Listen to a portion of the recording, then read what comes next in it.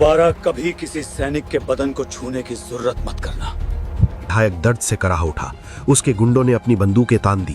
विधायक जी को छोड़, वरना यहीं भून देंगे सबको। दोपहर का वक्त था। सूरज अपनी पूरी तपिश के साथ बीहड़ की रेतीली जमीन को झुलसा रहा था। दूर दूर तक केवल बबूल के पेड़ और सूखी झाड़ियां नजर आ रही थीं।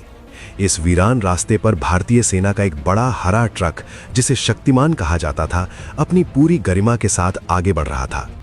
ट्रक के भीतर एक अजीब सी शांति थी, वो शांति जो केवल गहरी ट्रेनिंग और अनुशासन से आती है। ट्रक चला रहे थे हवलदार जसविंदर सिंह। उनकी नजरें सामने की संकरी सड़क पर जमी थीं। बगल की सीट पर कर्नल अभिमन्यु चौहान बैठे थे। कर्नल की आंखों में एक अजीब सी गहराई थी।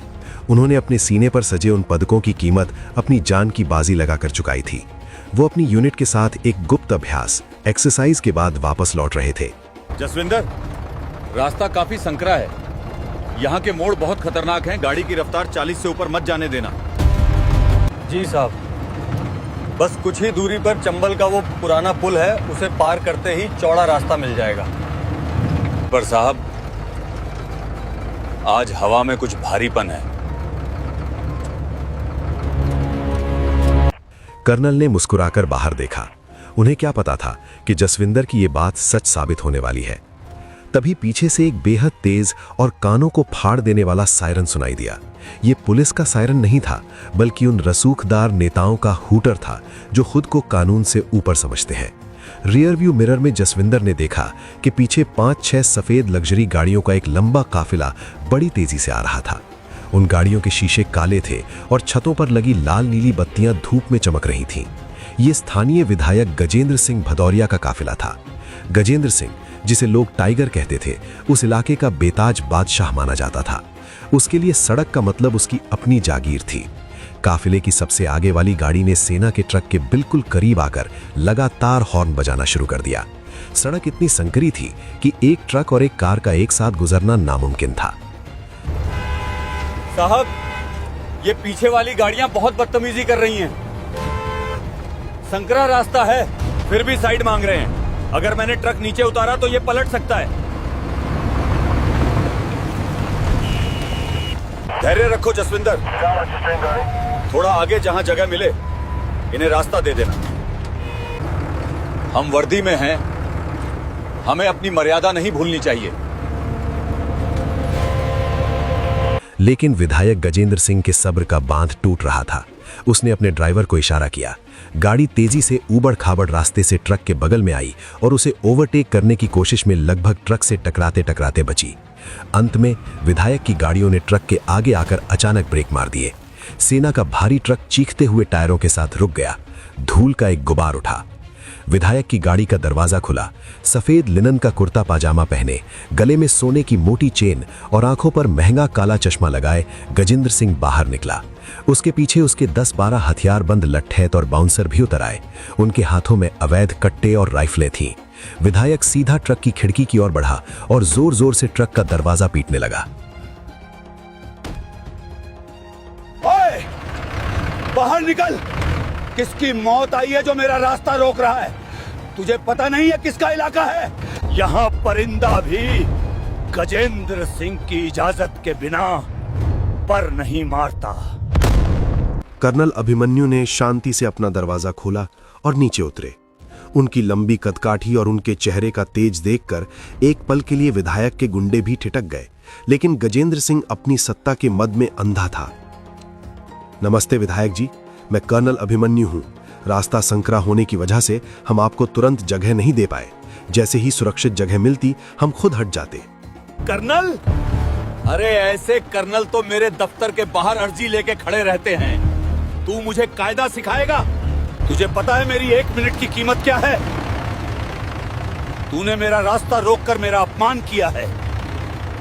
अभी के अभी अपनी इस खटारा गाड़ी को गड्ढे में उतार और मुझसे हाथ जोड़कर माफी मांग, वरना तेरी ये वर्दी यहीं उतरवा दूंगा। कर्नल की आंखों में खून उतर आया, लेकिन उनका अनुशासन अडिग था। विधायक जी, अपनी भाषा पर लगाम दें। ये वर्दी किसी व्यक्ति की नहीं, इस देश की संप्रभुता की पहचान है। माफी हम केवल तब मांगते हैं जब हमसे कोई गलती हो। यहाँ गलती आपकी है कि आप नियमों के खिलाफ हूटर का इस्तेमाल कर रहे हैं और सेना के वाहन को रोक रहे हैं। यह सुनकर गजेंद्र सिंह का चेहरा गुस्से से तमतमा उठा। उसने अपनी जिंदगी में कभी किसी से ना नहीं सुना था। भीड़ जमा होने लगी थी। गांव वाले जो डर के साए में रहते थे, दूर से ये तमाशा देख रहे थे। विधायक ने अचानक हाथ बढ़ाया और कर्नल के हाथ में मौजूद वॉकी टॉकी को छीनने की कोशिश की। बहुत बोलता है तू।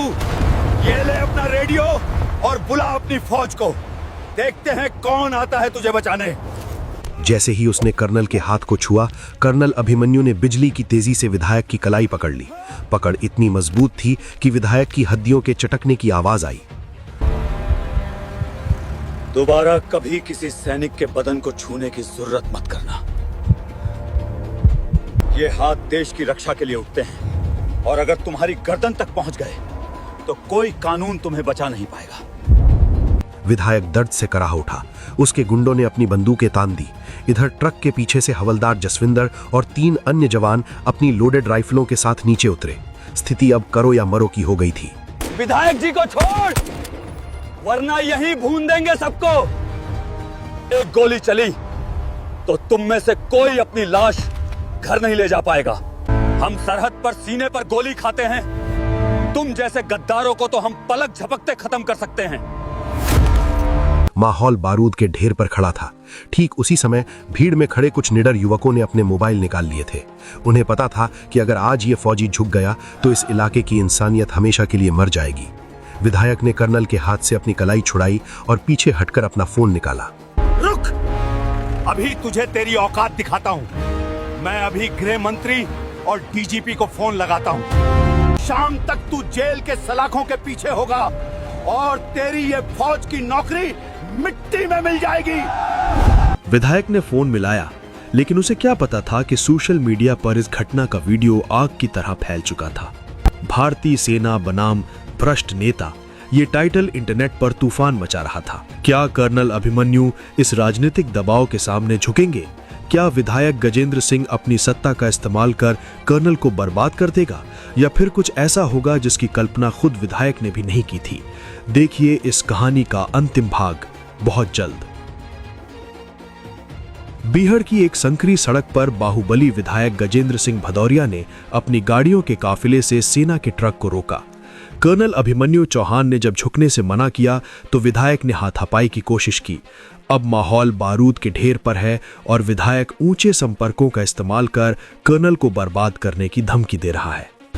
हेलो, गृह मंत्री जी के ओएसडी बोल रहे हैं?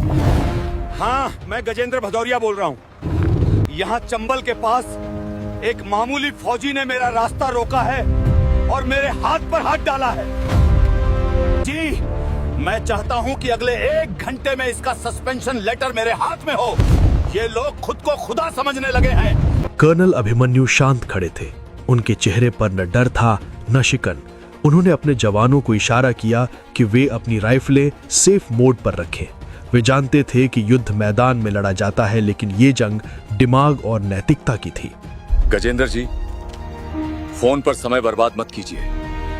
कानून अपना काम करेगा। आपने एक ऑन ड्यूटी सरकारी अधिकारी के साथ बदतमीजी की है और सेना के वाहन को अवैध रूप से रोका है। यह अपराध है। अपराध? कानून? अरे बेवकूफ, यहाँ मेरा हुक्म कानून है। देख, अभी तेरे हेडक्वार्टर से फोन आता होगा। लेकिन तभी विधायक के फोन पर एक और कॉल आई। ये उसके पार्टी के हाई कमांड यानी प्रदेश अध्यक्ष का फोन था। विधायक को लगा कि शायद मदद के लिए फोन है। विधायक ने खुश होकर कहा, जी अध्यक्ष जी, आपने सही समय पर फोन किया। यहाँ एक फौजी ने मेरा। अध्यक्ष ने फोन के दूसरी तरफ से चिल्लाते हुए कहा, चुप हो जा गजेंद्र, तूने क्या कर दिया है? क्या तुझे अपनी अकल गिरवी रख दी थी? तूने उस कर्नल पर हाथ उठाया जिसने पिछले साल सीमा पर घुसपैठियों को धूल चटाई थी। तेरा वीडियो पूरे देश में फैल गया है। लोग सड़कों पर उतर आए हैं। प्रधानमंत्री कार्यालय ने इस पर संज्ञान लिया है। विधायक के हाथ कांपने लगे। उसने भीड़ की तरफ देखा। वहां खड़े दर्जनों युवक अपने फोन से लाइव स्ट्रीमिंग कर रहे थे। कर्नल का सम्मान, respect the army, social media पर नंबर 1 ट्रेंड बन चुका था। तभी दूर से सायरन की आवाज सुनाई दी। 1-2 नहीं बल्कि पूरा काफिला आ रहा था। भिंड के जिला मजिस्ट्रेट, डीएम और वरिष्ठ पुलिस अधीक्षक, एसएसपी की गाड़ियां तेजी से वहां पहुंची। गजेंद्र सिंह को लगा कि अब उसका पलड़ा भारी होगा। वो सीना तानकर डीएम की ओर बढ़ा। डीएम साहब, देखिए इस फौजी की गुंडागर्दी, इसने मुझे मारा है, इसे अभी गिरफ्तार कीजिए। लेकिन डीएम और एसएसपी ने विधायक की तरफ देखा तक नहीं। वे सीधे कर्नल अभिमन्यु चौहान के पास गए और उन्हें कड़क सल्यूट किया।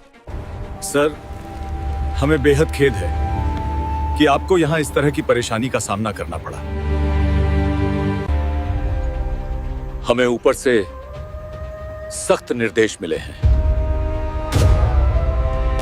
गजेंद्र सिंह जी, आपको और आपके इन गुंडों को अभी के अभी हिरासत में लिया जाता है।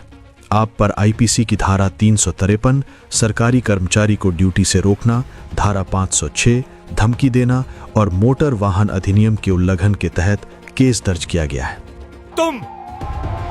तुम मुझे गिरफ्तार करोगे? मेरी सरकार है, सरकार जनता की होती है, विधायक जी किसी बाहुबली की नहीं। और आज आपकी पार्टी ने भी आपको निष्कासित कर दिया है। अब आप एक आम अपराधी हैं। पुलिस के जवानों ने विधायक के अंगरक्षकों से उनकी बंदूकें छीन ली। विधायक, जो कुछ देर पहले शेर की तरह दहाड़ रहा था, अब भीगी बिल्ली की तरह पुलिस की वैन की तरफ ले जाया जा रहा था। गांव वाले जो वर्षों से उसके जुल्म सह रहे थे, आज पहली बार भारत माता की जय और भारतीय सेना जिंदाबाद के नारे लगा रहे थे। कर्नल अभिमन्यु ने देखा कि विधायक की वो सफेद चमचमाती गाड़ियां अब पुलिस द्वारा जब्त की जा रही थीं। हवलदार जसविंदर के चेहरे पर एक विजयी मुस्कान थी।